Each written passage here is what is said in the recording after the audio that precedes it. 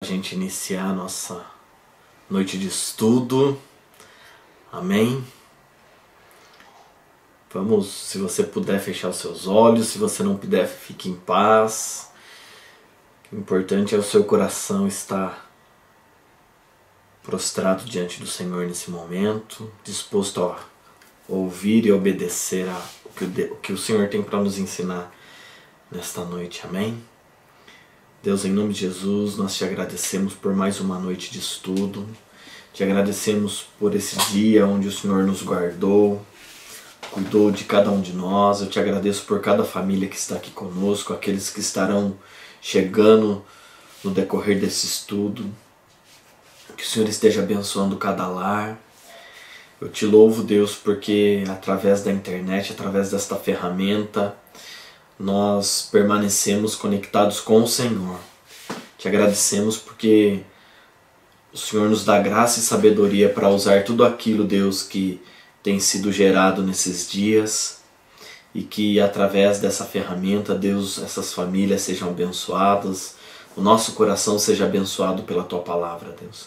Em nome de Jesus, que a nossa mente esteja, Deus, cativa a obediência de Cristo, que o nosso coração esteja inclinado a Te obedecer, a ouvir a Tua voz, e que em nome de Jesus, Pai, somente a Tua voz se ouça nesse momento. Amém e amém. Glória a Deus. Já pega a sua Bíblia, que a gente vai lendo o capítulo 3 de Apocalipse. A gente vai ver as últimas cartas, né? Vamos finalizar essa sequência, né, das cartas, que é muito importante a gente observar como a ação maligna vai estar se movimentando nesses últimos dias, né, nesse mover da igreja, porque o diabo ele investe demais em algo que Deus investe. Se Deus tem um propósito com a igreja, o diabo vai investir para tentar paralisar essa ação. Como ele tenta investir? Ele investe muito na nação de Israel para tentar destruí-la. Então a gente tem que estar atento com essa movimentação, né, com os alertas, né?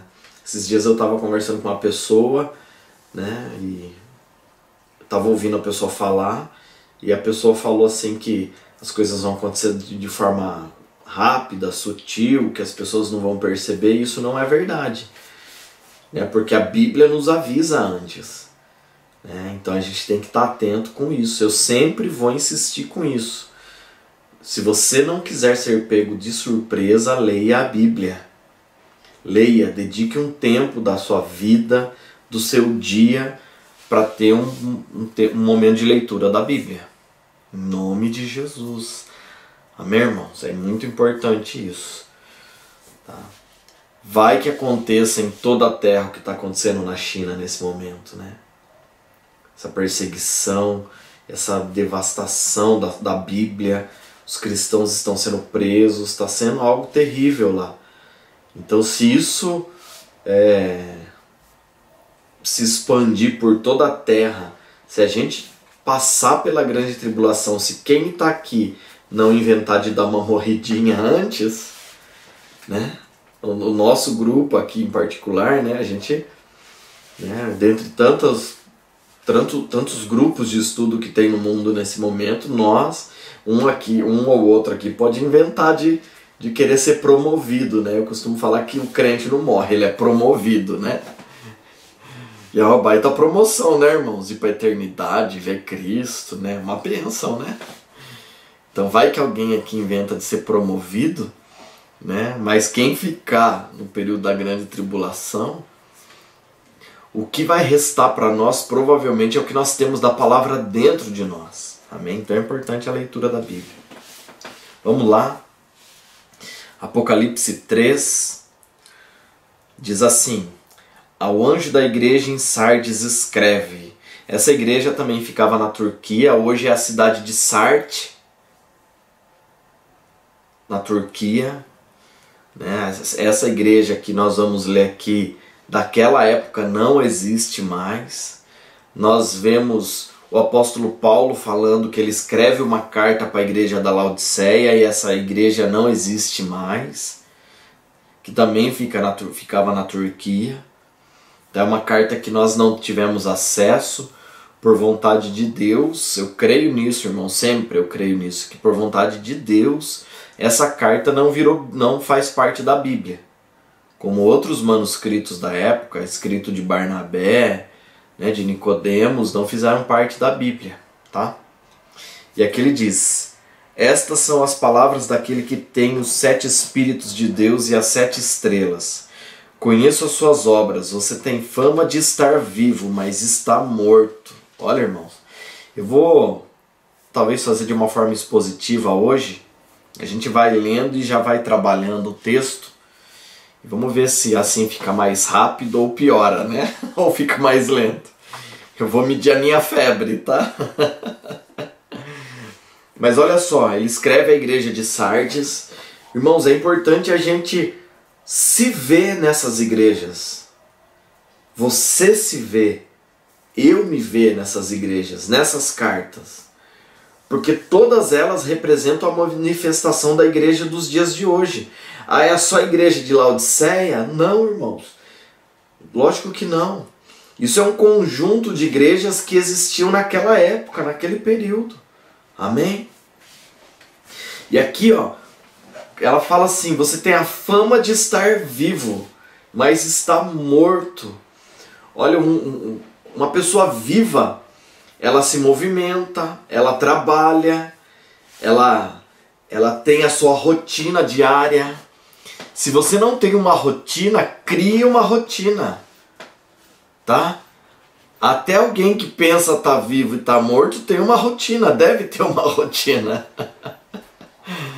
Né? De acordar de manhã, tomar um café com a família, né? Aí então ir trabalhar, de preferência entre esse intervalo do café ou antes do café ter um tempo de oração, né? O cristão deve ter uma rotina saudável, né?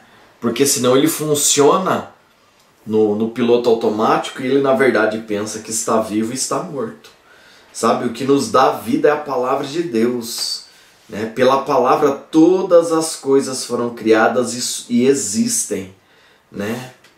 Foi pela palavra de Deus que todos os universos, né, em Hebreus fala isso, foram criados, né? Os mundos foram criados, né? A melhor tradução que eu mais gosto é que fala os mundos, né? Algumas falam os universos, mas falando sobre o mundo espiritual e o mundo físico. Então, é importante você ter essa rotina, porque olha, essa igreja que ela tinha a convicção de estar viva, de estar se movimentando, de estar trabalhando, mas por que fala aqui que ela estava morta? Porque todas as suas obras eram obras mortas, né? Então, a gente vê em Hebreus falando sobre isso também, quando a gente for estudar rudimentos da fé, a base da fé cristã, a gente vai ver isso, né? As obras mortas, né? Arrependimento das obras mortas, né? A gente vai ver vai passar um pouco sobre isso também lá. Eu quero, no meu coração, o desejo é que esse estudo a gente já faça presencial, né? Eu gosto muito do estudo presencial porque as pessoas podem já ali interagir, falar, parar o estudo para tirar suas dúvidas, né? Fazer até algum comentário dentro do estudo, né? E aqui a gente não tem essa interação, né? É um problema, né? Apesar da gente abrir depois, mas, né, as pessoas que estão distantes, que ainda não tem muita comunhão, ficam às vezes com vergonha de interagir, né? E presencial a gente vai quebrando isso, né? A gente vai ficando mais unido, né? E mais a vergonha desaparece, né? E aqui ele fala que ele tem fama, né? Você tem a fama, você é famoso, você é conhecido por estar vivo, mas você está morto, as suas obras são mortas, a sua manifestação no mundo espiritual, porque aqui é como Cristo vê essa igreja. É importante, irmãos, porque aqui não é como os homens veem. Aqui é como Cristo está vendo, né? Para você, a sua manifestação, pelo que os homens veem, você é famoso e está vivo, mas para mim você está morto. Esses são os olhos de Cristo para esse ministério, para esse trabalho, para essa igreja. Versículo 2: esteja atento, fortaleça o que resta e que estava para morrer, pois não achei suas obras perfeitas aos olhos do meu Deus. Olha Jesus falando, fique atento, né? Ainda resta um pouco de vida em você, né? Mas está prestes a morrer. Pois não achei as suas obras perfeitas aos olhos do meu Deus. Olha o versículo 3. Lembre-se, portanto, de que você recebeu e ouviu. Obedeça e arrependa-se. Mas se você não estiver atento, virei como um ladrão e você não saberá a que hora virei contra você. Irmãos, eu costumo dizer que se o diabo vier contra alguém, tranquilo. Agora, quando Deus, o próprio Cristo, Jesus fala, eu virei contra você, é difícil de dar pelo menos empate, né, irmãos? É uma luta perdida, né? E aqui ele fala duas situações. Ele fala de obediência e arrependimento. E é importante a gente entender, irmãos, que no Velho Testamento, em Deuteronômio, eu acho que é capítulo 6, deixa eu só me certificar aqui, que é o Ouça Israel. Eu leio tanto isso que eu... Deuteronômio 6, do 4 ao 9. É o Ouça Israel.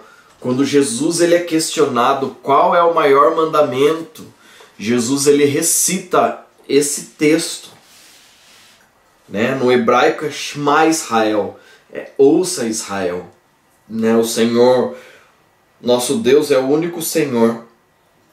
Amarás o Senhor teu Deus com todo o teu coração, com toda a tua alma e com todas as tuas forças, né? E aí depois você continua lendo lá, decora isso, né? Porque esse é um texto de livramento, né? De rendição a Deus. E é interessante que a palavra ouvir em hebraico é shema. Mas a palavra obedecer em hebraico é shema também. Né? Por que é a mesma palavra para ouvir e obedecer? Porque Deus entende que quando Ele fala, as pessoas vão ouvir e vão obedecer. Então havia um problema com essa igreja. Ela ouviu algo e ela não deu uma resposta de obediência.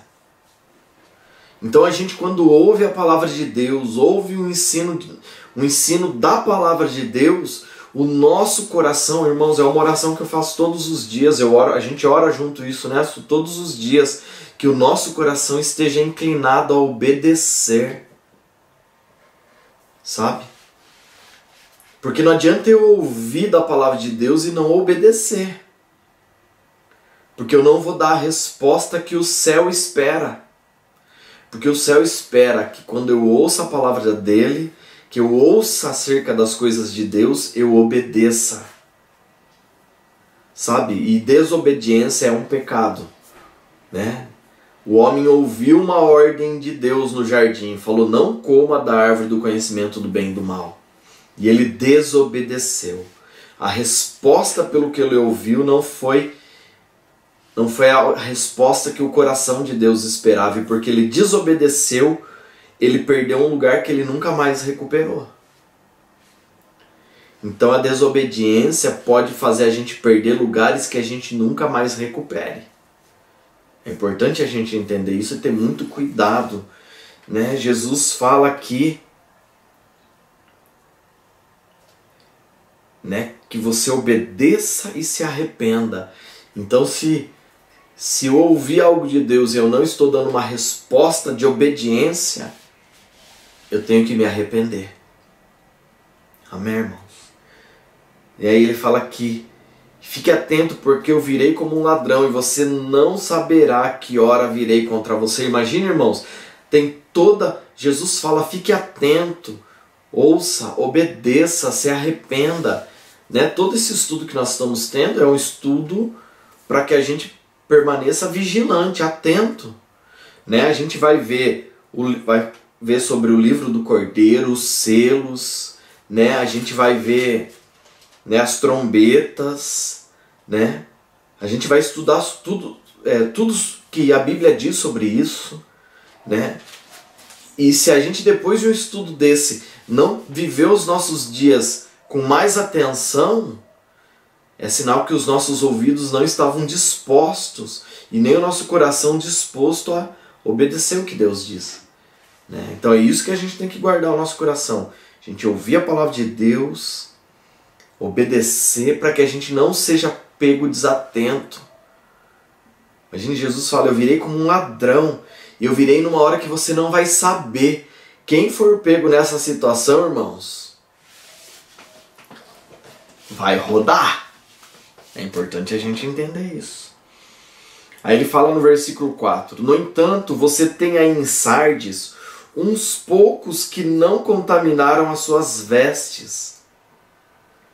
Eles andarão comigo, vestidos de branco, pois são dignos. Olha, essas vestes, as vestes brancas, representam a santidade, né? E eles andarão, né?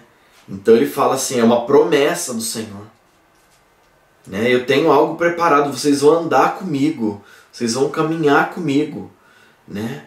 Porque vocês são dignos. Imagine, irmãos, né? A gente vê os 24 anciãos, a gente vai ver os 4 seres declarando: só ele é digno, só ele é digno. E aí Jesus fala de um grupo que se manteve obediente à sua palavra, né? Que deu uma resposta para aquilo que ouviu, né? Grave o Shema, né? Ouvir e obedecer, né? É a mesma palavra no hebraico para ouvir e obedecer, né? Shema.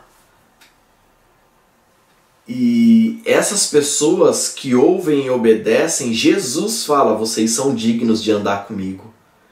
Vocês têm as vestes brancas, vocês se mantiveram santos, vocês se santificaram, né? Em meio a toda essa confusão que estava acontecendo.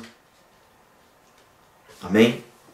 Aí ele fala no versículo 5: o vencedor será igualmente vestido de branco, jamais apagarei o seu nome do livro da vida. Irmãos, é para o vencedor que o nome não será apagado. É importante a gente entender isso. Existe um Deus que pode apagar o nome de alguém do livro da vida. Porque o contrário também é verdade. É assim. Né? Se você ouvir e não obedecer, o seu nome pode ser tirado do livro da vida. O meu nome pode ser tirado.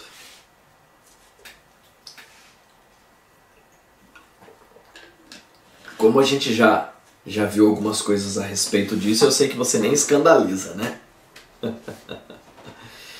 Mas a hora que a gente entrar lá em predestinação, justificação, eleição, eu vou falar um pouco sobre isso. Eu não sei se esse vai ser o próximo estudo, porque eu quero dar muito um estudo sobre as mentes, né? Esse estudo eu dou ele com uma certa frequência. Eu acho que eu já dei ele umas 10 vezes. Toda igreja que a gente está envolvido aí, a gente dá nessa. Mas é um estudo muito bênção mesmo. Eu quero muito ministrar ele aqui, né? E provavelmente seja o próximo estudo. E aí predestinação, eleição, justificação pode ficar mais pra frente, né? Eu sei que o Rogério aí tá muito afim desse estudo, mas, né, vamos ver aí se a gente segura mais pra frente, predestinação. E aí a gente vai entender um pouco sobre salvação, né?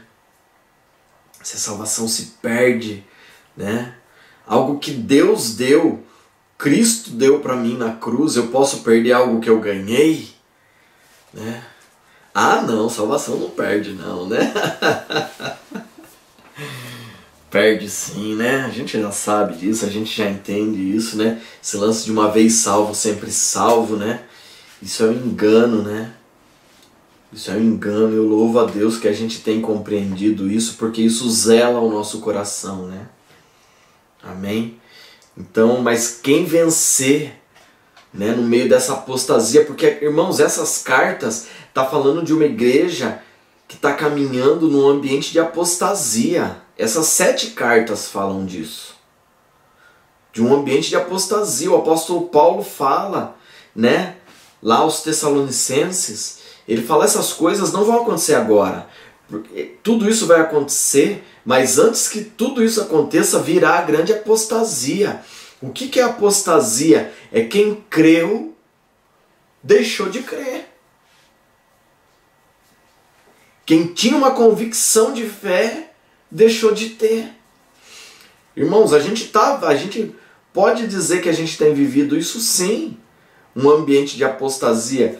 Porque, irmãos, todas as pessoas no Brasil que o IBGE entrevista falam que creem em Deus. Aí uns são católicos não praticantes e outros evangélicos. Sabe que o IBGE vai lançar uma nova nomenclatura de evangélico não praticante, irmãos?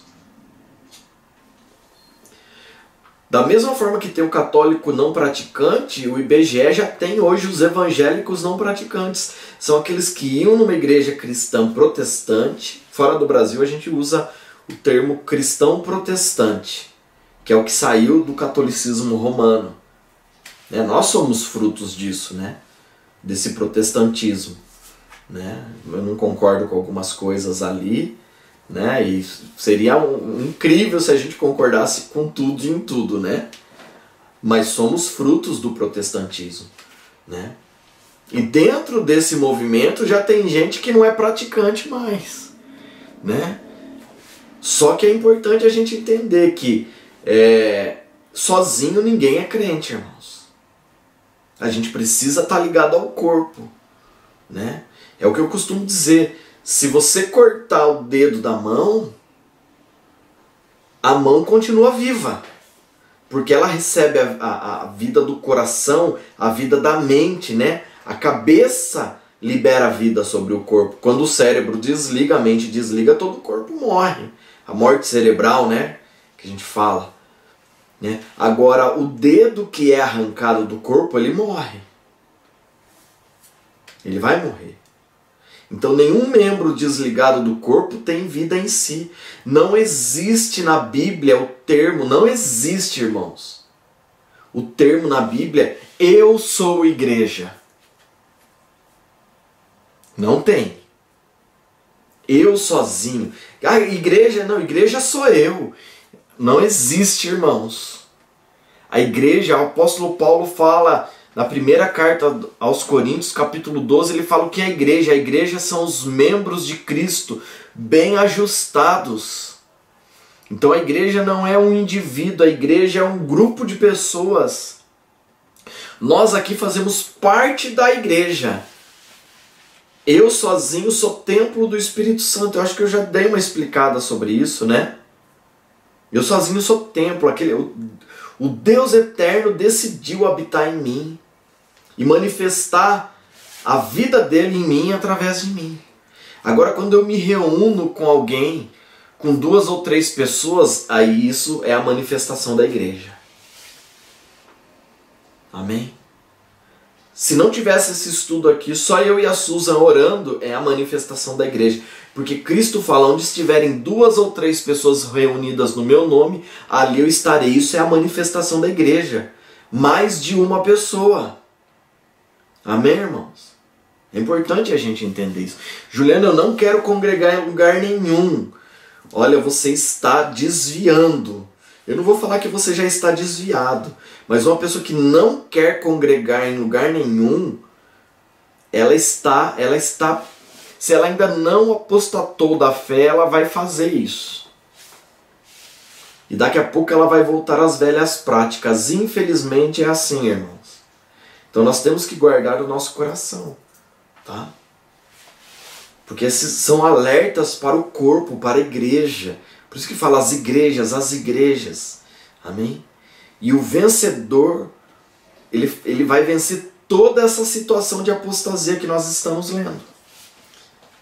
Aquele que tem ouvidos, o versículo 6, todo o final das cartas fala, aquele que tem ouvidos, ouça. Essa palavra que Jesus não falou no grego, ele falou em hebraico, shema, ouçam. Né? ouçam e obedeçam o que o Espírito diz às igrejas. Então essa carta, todas essas cartas, essas 7 cartas, elas não são, apesar dela ter um endereço, a igreja de Sardes, de Filadélfia, de Tiatira, cada uma das, mas ele fala as igrejas, é um grupo de informações para prevenir a apostasia. Um espírito de religiosidade que leva a pessoa a esfriar na fé. Versículo 7, a igreja de Filadélfia, né? Ao anjo da igreja em Filadélfia escreva: estas são as palavras daquele que é santo e verdadeiro, que tem a chave de Davi, que ele abre e ninguém pode fechar, e que ele fecha e ninguém pode abrir. Conheço as suas obras, eis que coloquei diante de você uma porta aberta que ninguém pode fechar. Sei que você tem pouca força, mas guardou a minha palavra e não negou o meu nome. Olha só, irmãos. É interessante que são 2 igrejas que não têm condenação, né? É a igreja de Esmirna, e para a igreja de Esmirna ele fala assim: você é pobre, né? Eu conheço as suas aflições, a sua pobreza, mas eu estou aqui no capítulo 2, versículo 9, lendo sobre Esmirna. Ele fala: conheço as suas aflições e a sua pobreza, mas você é rico. É interessante, né? Porque para o que os homens olham e veem pobreza, Jesus manifesta um olhar clínico diferente, né, irmãos? Ele olha e fala: você é pobre, mas é rico. Né? E aqui para a igreja de Filadélfia ele fala: você é fraco, né? Você tem pouca força, mas guardou a minha palavra e não negou o meu nome. Né? É uma igreja que provavelmente ela não tinha um nível de autoridade, de alcance tão grande como algumas igrejas se achavam ter, famosas, né? Se sentiam importantes como a igreja de Sardes, né? Essa igreja de Filadélfia ela não tinha um alcance, né?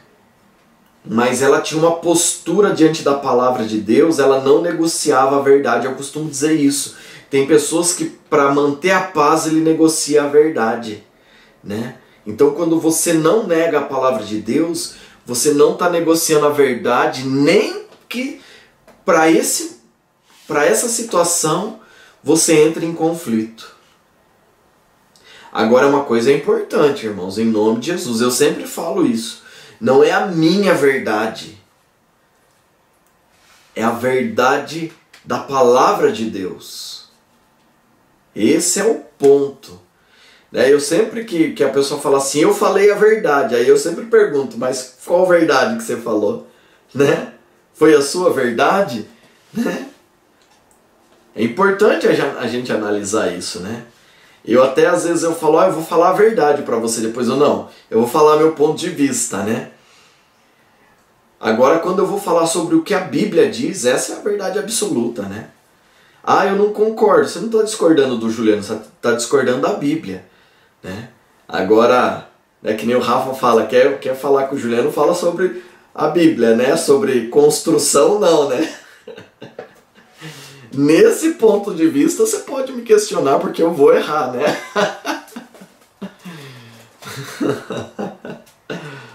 Eu posso errar, não vou falar que eu vou errar, eu posso errar, né? Deus tem misericórdia do irmão, né? Agora, quando a gente fala da verdade, né, irmãos? A verdade em relação da palavra, é nisso que a gente tem que se mover. A gente tem que buscar se mover o máximo no que a Bíblia diz. Juliano, tem hora que eu não me movimento assim? Tem sim, tem hora que eu não me movimento assim. Tem hora que a gente, às vezes, dentro de casa, a gente estressa e sai um pouco da palavra, né? Isso a gente tem que entender que pode acontecer. Mas eu tô falando numa vida diária, assim, de coisas, né, que podem interferir no nosso destino eterno, irmãos. Não negue a palavra. Ele fala que você não negou o meu nome. Guardou a minha palavra e não negou o meu nome. Ó 9. Veja o que farei com aqueles que são sinagoga de Satanás e que se dizem judeus e não são, mas são mentirosos. Farei que se prostrem aos seus pés e reconheço que eu o amei. Irmão, sinagoga. Olha, quando o apóstolo Paulo vai ensinar que nós somos templo do Espírito Santo, é o lugar onde o Espírito de Deus habita. 1 Coríntios 3,16, né? Não sabeis vós que sois templo do Espírito Santo e que o Espírito de Deus habita em vós? 1 Coríntios 3,16 fala isso. Ser sinagoga de Satanás irmãos, entenda uma coisa, da mesma forma que Deus ele se movimenta de algumas maneiras que a gente vê na Bíblia, ele habita em pessoas, né? Ele faz em pessoas e faz através de pessoas, né?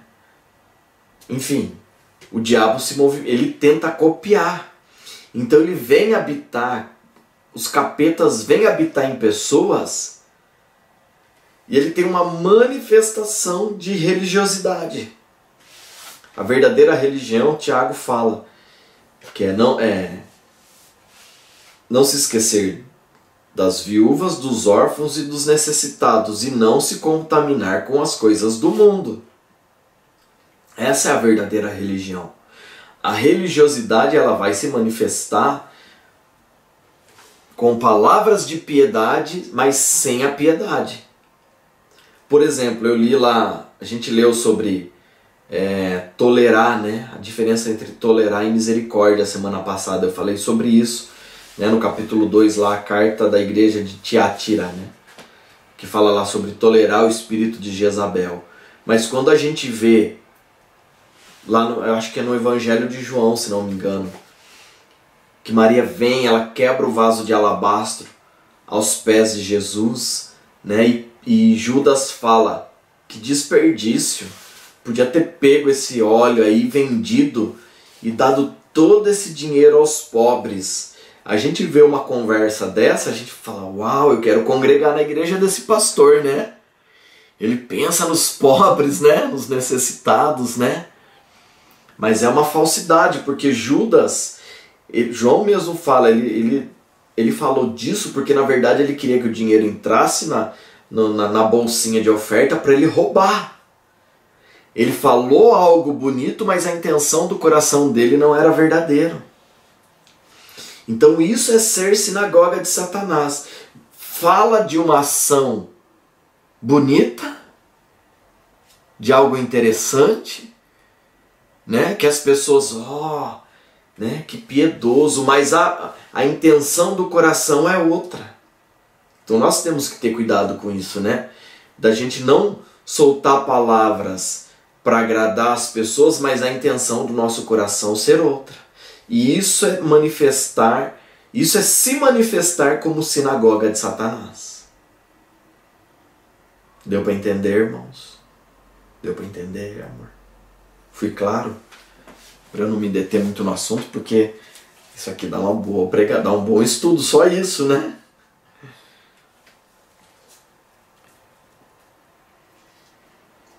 E ele fala que eles se prostrarão.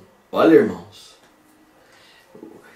Essas pessoas naquele dia, irmãos. Naquele dia. Se prostrarão. Esses que foram sinagoga de Satanás. Né?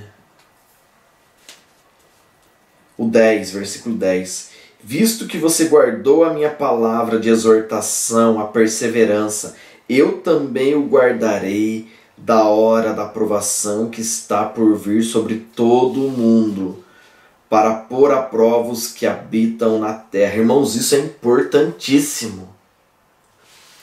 Irmãos, a gente guardar o nosso coração, a gente guardar a nossa fé, com todas essas informações que a gente está recebendo, o Senhor vai nos guardar da provação que virá sobre toda a terra naquele dia.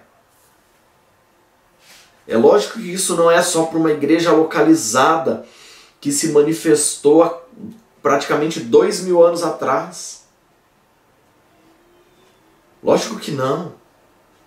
Isso é muito próprio para os nossos dias, né? Essa apostasia, né? Mas Deus vai nos guardar. Como que Ele vai nos guardar, irmãos? A provisão virá. Sabe, a proteção virá. Juliano, mas a gente vai ver, a gente já leu que Deus vai permitir que o falso profeta, a besta, faça guerra aos santos e os vença. Irmãos, talvez a gente tenha que dar uma morridinha no meio de tudo isso. Mas, irmãos, pior do que a primeira morte é a segunda morte, é morrer 2 vezes, né? Então, que nem eu sempre falo, morrer não é o problema, irmãos. O problema é ter que morrer 2 vezes, né? Ou a morte eterna, né? Como eu costumo dizer, esses dias a gente no nosso devocional aqui, a gente estava falando sobre isso, né? Morrer eternamente. O juízo eterno é morrer eternamente, irmãos. A agonia da morte eterna.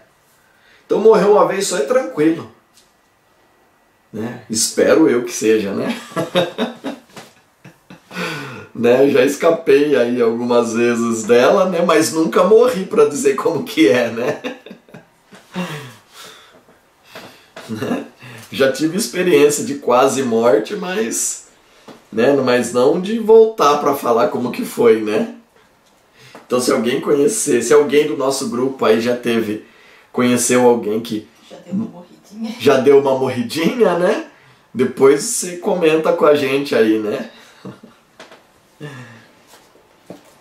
Versículo 11. Venho em breve, retenha o que você tem, para que ninguém tome a sua coroa. Ó, irmãos, está falando aqui, retenha tudo que você tem, esse zelo pela palavra, esse temor pelas coisas de Deus. Coroa, o que é coroa? Coroa é governo. Quando a gente ouve na Bíblia falar sobre coroa, estamos falando de governo. Né? O 12. Farei do vencedor uma coluna no santuário do meu Deus, e dali ele jamais sairá. Escreverei nele o nome do meu Deus e o nome da cidade do meu Deus, a nova Jerusalém, que desce dos céus da parte de Deus, e também escreverei nele o meu povo, o meu novo nome, desculpa. Aquele que tem ouvidos, ouça o que o Espírito diz às igrejas. Olha, irmãos, eu já falei sobre esse nome, né, semana passada, então não vou me deter nisso aqui, tá? Senão já quer virar um Pentecoste aqui o estudo, eu já começo a querer pegar fogo no meio do estudo e, né, aí esse estudo tá ficando muito longo, né? Versículo 14. Ao anjo da igreja em Laodiceia escreve. Irmão, só para reforçar, esses anjos aqui que a gente vê, eu já comentei isso, mas é muito provável, eu tenho uma convicção, né, que é a liderança sobre as igrejas. Que eles recebem essa direção e se eles não são zelosos com tudo isso, essas comunidades se perdem. Você observa isso, né? Nós já conversamos sobre isso. Estas são as palavras do Amém, a testemunha fiel e verdadeira, o soberano da criação de Deus. Irmãos, o Amém, aqui ó, deixa eu até abrir na King James aqui.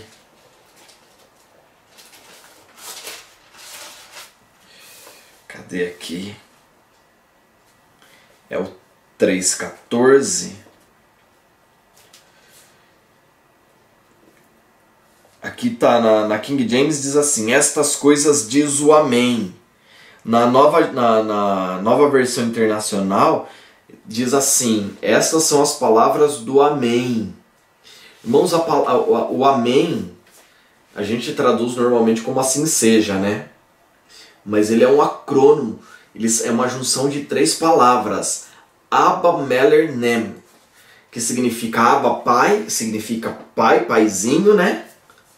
O Meler é rei, e o Nem é... Oh meu Deus, fugiu a palavra agora, eu não anotei aqui. É fiel, desculpa. Então é a junção de 3 palavras no hebraico. Pai, rei e fiel. O que isso quer dizer? Que quando a gente fala a palavra amém, a gente está falando assim que o meu pai, ele tem muito desejo de fazer isso. Mas um pai, como um pai terreno, às vezes ele quer fazer algo pelo filho e ele não pode. Por causa das condições financeiras, porque ele tem limites entre pessoas. Você entende isso, irmãos? Né? A gente que é pai, né? Às vezes a gente quer fazer algo e não pode, né? Agora, o nosso pai, o Abba, ele quer fazer muitas coisas por nós, mas ele também é um rei poderoso, então ele tem todas as condições para fazer isso. E mesmo que eu não seja fiel, ele permanece fiel. A gente vê isso na Bíblia, né? Então a palavra amém significa tudo isso, tá?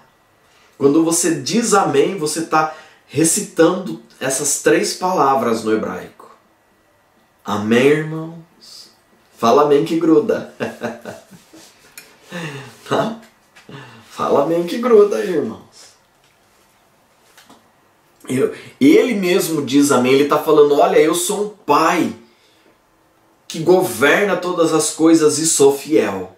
Ele está falando isso. Eu sou essa pessoa. Eu sou o amém.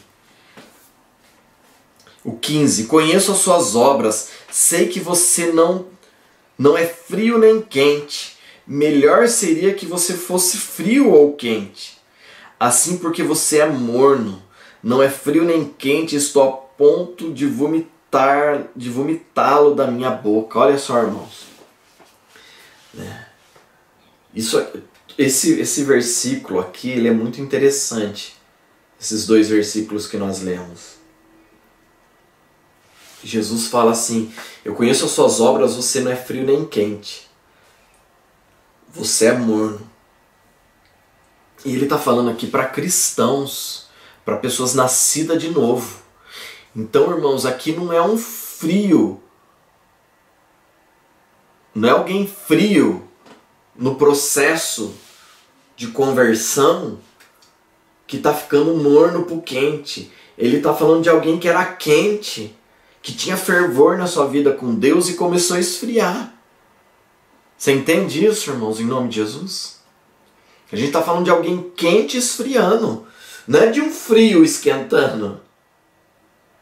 Porque a gente no processo de conversão, a gente vai esquentando, a gente vai aprendendo as coisas de Deus e o fervor vai aumentando. Deve ser assim. Agora aqui ele está falando de alguém que era quente, tinha um fervor, buscava a presença dele e começou a esfriar. É dessa pessoa que ele está falando. Ele fala assim, olha, eu vou te vomitar. Imagine Deus, é como se Deus se alimentasse de nós. Não é nenhuma besteira, nenhuma heresia que eu estou falando, porque se ele vai vomitar, é porque a adoração, aquilo que nós ministramos a ele, isso alimenta o coração de Deus. Só que dependendo do que a gente ministra para ele, isso dá ânsia nele. Dá para entender isso, irmãos? Em nome de Jesus. Em nome de Jesus.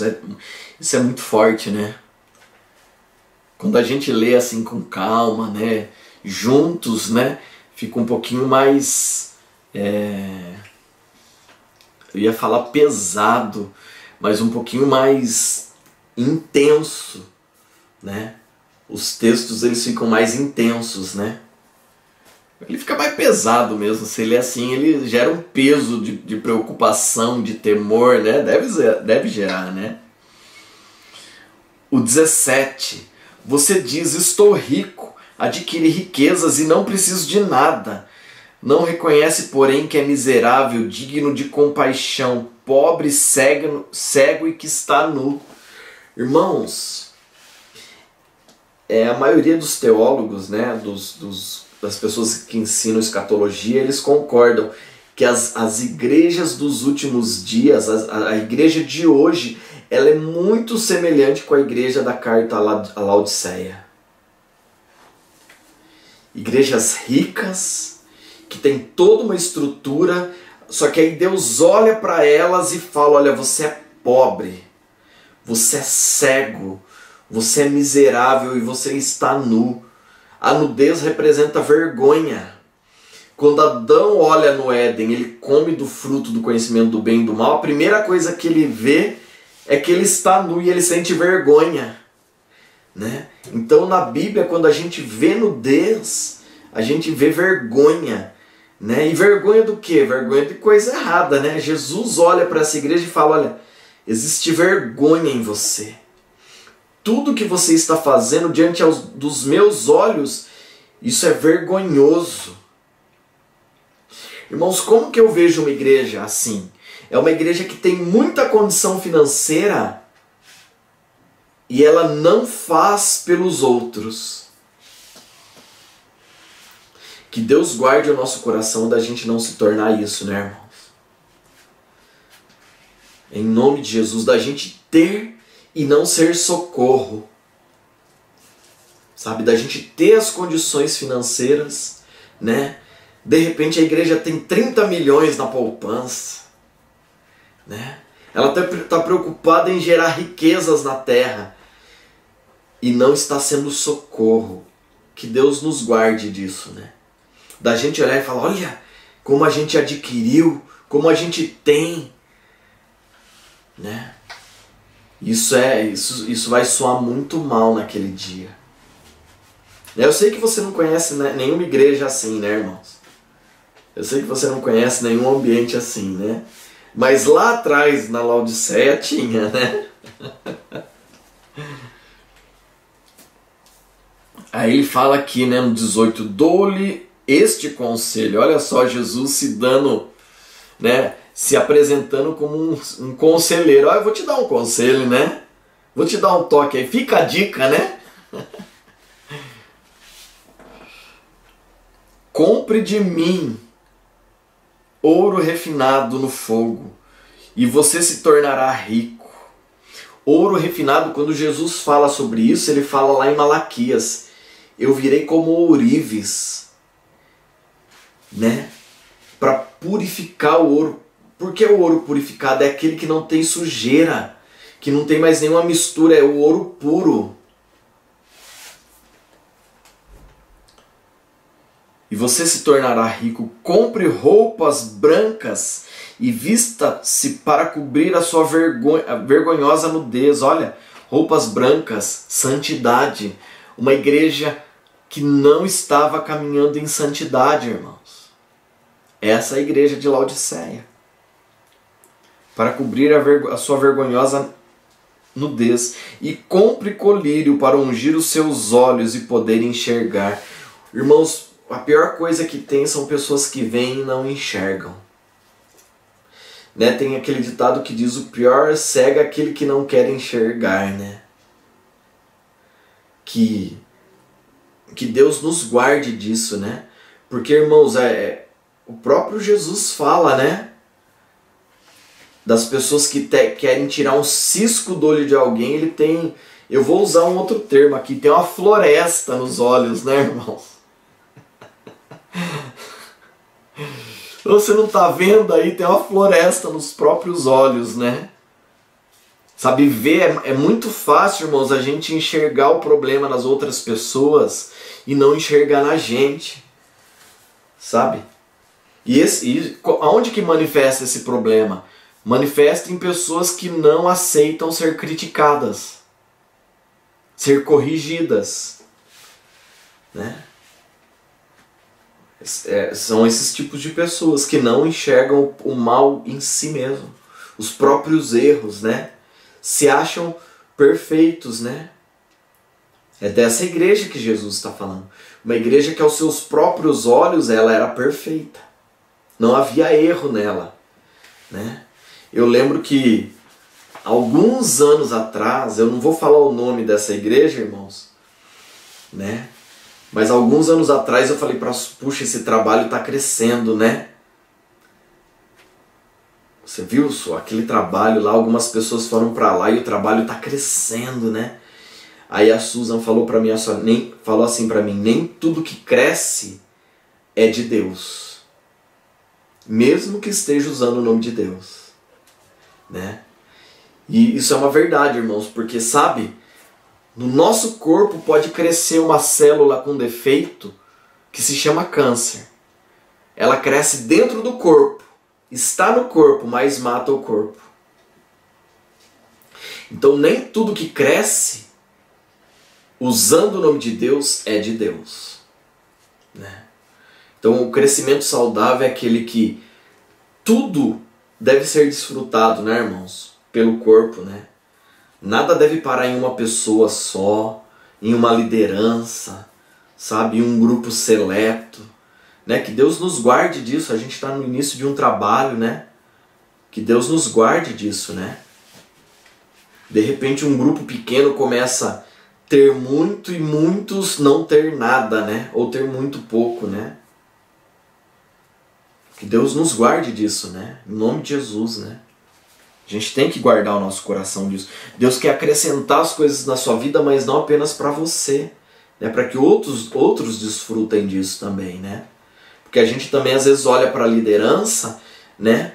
Mas todos nós devemos entender que os recursos não são só para nós, né, irmãos? Né? Que outras pessoas possam desfrutar, né? De tudo aquilo que Deus tem confiado em nossas mãos. Amém? Aí o versículo 19 diz assim: repreendo e disciplino aqueles que eu amo. Jesus ama essa igreja, irmãos. Ama ou não ama? Ele ama. Ele ama. Por isso ele fala aqui, ó, por isso seja diligente e arrependa-se, há tempo de arrependimento. Eis que estou à porta e bato. Isso aqui é algo que me escandaliza. Eis que estou à porta e bato. Se alguém ouvir a minha voz e abrir a porta, entrarei e cearei com ele e ele comigo. Olha, irmãos, imagine a ceia acontecendo. Domingo que vem nós vamos ministrar a ceia aqui no nosso culto. Imagine numa ceia, Jesus lá no portão do lado de fora,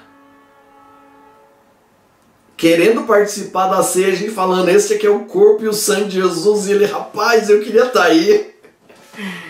Eu queria entrar e cear com vocês. Você entende isso, irmãos? Jesus à porta, do lado de fora de um culto que está falando dele e ele não está dentro daquele culto. Isso pode acontecer. Então, por isso que a gente tem que ter muito zelo no nosso coração. A gente está terminando essas 7 cartas aqui.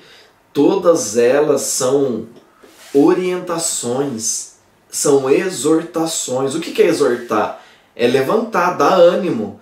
A exortação não é para derrubar, irmãos. A exortação é para levantar. Eu não vou exortar alguém e falar, você está em pecado, você é um capeta, você é sinagoga de Satanás, né? Não, exortação é com amor, como Jesus fez com a mulher samaritana. Em João 4. Eu acho que é João 4, porque o 3 é o encontro que ele tem com Nicodemos. Né? Nicodemos, um mestre da lei, mas ainda com problema de religiosidade.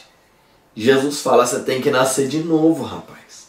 Com o crente fala assim. Né? Aí se o crente tiver caído, né? Lembre-se, irmãos, que os samaritanos faziam parte das tribos de Israel que se contaminaram com os gentios. Jesus foi até Samaria mostrar que Deus tinha um propósito com aquele povo. Você entende isso? Então seja crente, seja um ímpio, Sempre nós temos que manifestar o amor de Deus. Então a exortação é para levantar. Não é para terminar a conversa e o cara falar, eu entendi tudo, agora eu vou fazer igual o Judas, vou me suicidar. Depois da boa conversa que eu tive com você, não. Depois da boa conversa a pessoa tem que falar a verdade, eu vou pegar firme, vou voltar a buscar a Deus. Isso é exortação, viu, irmãos? Se você tem o dom de exortação e as pessoas saem deprimidas de uma conversa com você, você não tem dom de exortação, você tem o dom de manifestar a morte. Você tem o dom de mortificação. Né? Porque o dom de exortar é levantar a pessoa, né? A pessoa, olha, irmãos, eu vi uma frase uma vez do padre Marcelo Rossi. É esse o nome, né? Ou eu misturei duas pessoas? É Marcelo Rossi mesmo? Né? O grandão lá, né? Um grandão de olho claro, né? Então, uma vez ele falou assim que quando você aponta o dedo para alguém, tem outros 3 apontando para você, né? Faz aí para você ver, né? Você aponta o dedo assim, né? E tem outros 3 apontando para você, né? Então, tenha sempre cuidado com isso, né? Porque a intenção do Senhor é que a gente não seja uma mão que aponta o defeito de alguém, mas que a gente seja a mão para levantar essa pessoa. Amém? Por isso que Jesus, ele tira, meu ponto de vista, ele tira a pena de morte, a pena capital dos homens. Quando que ele tirou isso no meu ponto de vista, irmãos? Quando eles trazem uma mulher que foi pega no ato de adultério. E aí Jesus fala assim, quem não tem pecado, atire a primeira pedra. A lei dizia que aquela mulher deveria ser morta. Jesus poderia falar assim, olha, pratiquem a lei. E Jesus não iria pecar. Ou ele poderia dizer assim, cadê o homem que estava em adultério com essa mulher? Se vocês trouxerem os dois serão apedrejados aqui. Jesus não faz isso, irmãos. Jesus não questiona, porque estava em falta ali, né? Só tinha 50% do adultério ali, né, irmãos? Porque, né? Se foi pega no ato, tinha que ter 2, né? Naquela época não existia revista pornográfica, não existia site pornográfico, né? Porque hoje a pessoa pode adulterar sozinha, né? O ambiente virtual pode permitir isso. Mas a gente está falando do período de Jesus, que não tinha internet. Você entende isso, né, irmãos? Em nome de Jesus, né? Porque depois Jesus ele torna isso mais rigoroso. Ele fala, aquele que no seu pensamento desejar uma mulher, com ela adulterou. Ficou mais difícil os nossos dias, né? Ficou ou não ficou, irmãos? Ou se ficou, né? Aí Jesus fala, então, se ninguém te condena, mulher, eu também não. Vai, não peques mais, né? Então, é sobre isso que Jesus fala. Isso é exortação. Quando você levanta a pessoa da situação que ela está. Amém, irmãos? Por isso que ele fala, né? Que eu te exorto, né? Então eu estou aqui para te levantar, porque eu te amo. É isso que Jesus está falando. Amém, irmãos? Aí ele fala, o versículo 21. Ao vencedor darei o direito de sentar-se comigo em meu trono, assim como eu também venci e sentei-me com o meu Pai em seu trono. E o 22. Aquele que tem ouvidos, ouça o que o Espírito diz às igrejas. Amém, irmãos? Olha, agora vai dar 8:10. E eu vou encerrar aqui, irmãos, porque se fosse um pouco mais cedo, eu ia entrar no capítulo 4, mas eu vou dar uma lição de casa hoje. Depois eu vou postar lá no grupo também para as pessoas que não puderam participar com a gente ao vivo, né, na aula, né, aqui na sala virtual. Mas qual que é a lição? A gente vai ler no próximo capítulo falando sobre os 24 anciãos. A gente vai ver falando sobre os 4 seres. né? E eu quero que você fale para mim, né? Você, na semana que vem, traga quem são os 24 anciãos. Irmãos, muitas pessoas têm perguntado isso para mim, né? E eu sempre falo assim, olha, eu não sei. Eu não sei. Eu tenho um ponto de vista, né, sobre algumas coisas que a gente lê na Bíblia, e eu vou passar esse ponto de vista, né? Mas eu quero que você estude sobre isso. Pesquise sobre isso, né? E aí você traga para mim quem são os 24 anciãos, tá? E aí a gente vai conversar sobre isso semana que vem, tá? Juliana, eu posso perguntar para você durante a semana? Não. Né? Então, né, eu vou guardar o meu coração também. Né? Eu já vou adiantar para você, né, a gente vai tratar de ponto de vista, né? Porque a Bíblia não fala de forma direta quem são os 24 anciãos, mas ela dá algumas dicas, né, no meu ponto de vista. Então veja o seu ponto de vista aí e a gente vai falar sobre isso, hein? A gente vai falar sobre isso. E, irmãos, entenda bem, daqui para frente, do capítulo 4 para frente até o 12, são os acontecimentos da grande tribulação, tá? São os eventos da grande tribulação, propriamente dito, até o 12, do 1 ao 12, né? Apostasia, né? Mas aqui a gente vai entrar em alguns pontos, né? Lógico que tem muita coisa que é linear, ela é direta, ela tá falando aquilo ali, então não adianta você... Por exemplo, quando fala lá em Mateus a transfiguração do monte, fala que Moisés e Elias. Então não adianta eu falar que ali era, né, Abraão e Isaac, né? Era Adão e Jacó, né? Se tá falando que é Moisés e Elias, é Moisés e Elias. Você entende isso, irmãos? Por exemplo, né, quando fala lá em 1 Pedro, capítulo 3, que Jesus, né, desce às partes baixas da terra, ou desce ao inferno, dependendo da tradução. Não adianta falar ali que era Moisés. Olha, tá falando que é Jesus, mas eu acho que é Moisés. Não adianta. Se tá falando que é Jesus, é Jesus. Você entende isso, irmãos?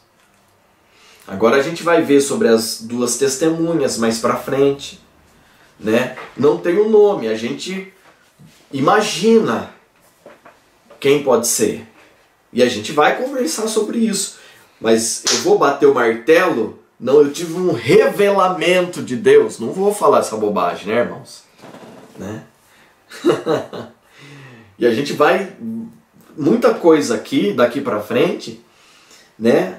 Tem coisa que é direta, que não tem como questionar, tá falando ali, né? Os 144 mil. Não tem o que discutir, a Bíblia explica quem são, né?